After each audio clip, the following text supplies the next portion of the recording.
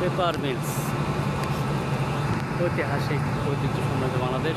এটা এখন আমরা ঘুরে ঘুরে দেখবো।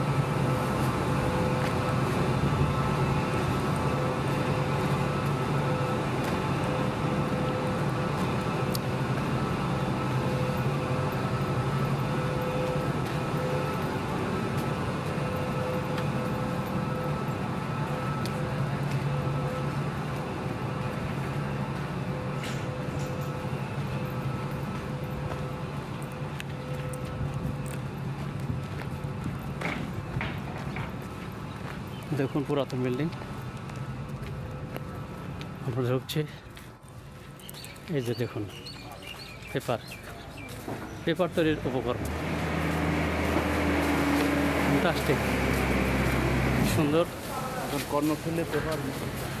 কর্ণফুলী পেপারমেন্ট, চন্দ্রঘোনা, কাপ্তাই, চট্টগ্রাম। দেখুন কীভাবে তৈরি হচ্ছে, আমাদের দেখার সৌভাগ্য হলো, আলহামদুলিল্লাহ। এগুলো পেপারের উপকরণ, তাই না? তৈরির কাঁচামাল যাকে বলে।